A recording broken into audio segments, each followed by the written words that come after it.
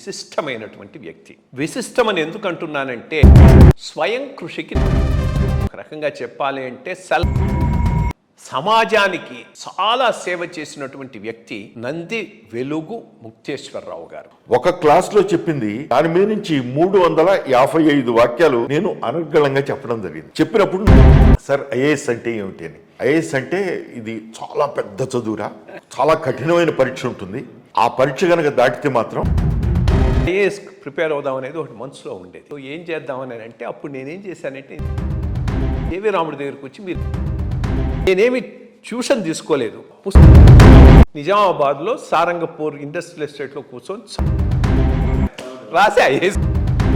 85లో ACT వచ్చింది, 87 group 1 నుంచి.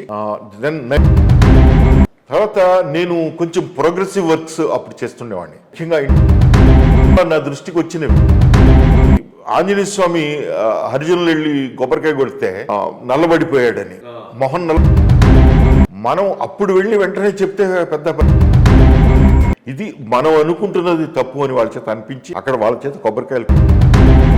Kandukur division Nellore జిల్లాలోనూ వికారాబాద్ లో 2 ప్రధానమైన అంశాలు ఉన్నాయి సార్. ఆ రైల్ ఓవర్ బ్రిడ్జ్ వేస్తామంటే వేయకుండా అసలు డాక్యుమెంట్స్ లోనే వాళ్ళది ఎవరైతే వాళ్ళ పేరు లేదు, వాళ్ళకి కుప్పంలో యూనివర్సిటీ రావడం, వాటికి ల్యాండ్ ఐడెంటిఫై చేయడము, ఇవన్నీ కూడా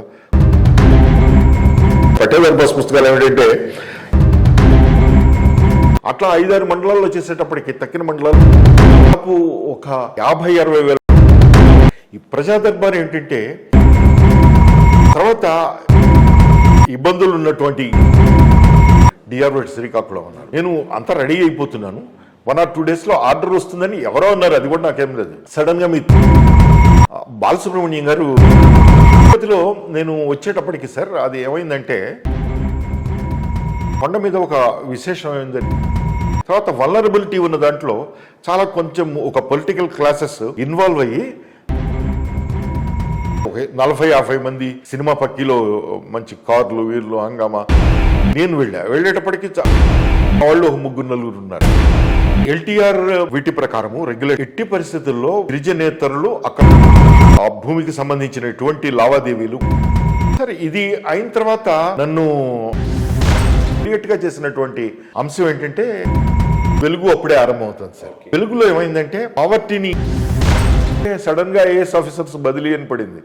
నేను ట్రైన్ ఎక్కుతుంటే చూస్తే నాది అని నేను I was very confident. JEO తిరుపతిలో ప్రధానమైన అంశం ఏంటంటే సార్ నాకు లోకల్ టెంపుల్స్ ఉన్నాయి. లోకల్ టెంపుల్స్ అన్ని శిల్ప కళాశాలలో కూడా ఒక ఇంట్రెస్టింగ్ పర్వాలేదు బీజం వేశారు. మోస్ట్ ఇంపార్టెంట్ బీజం పడాలి కదా. ఈవో టీటీడీగా ఉన్నప్పుడు శ్రీవారి కళ్యాణాన్ని కన్యాకుమారి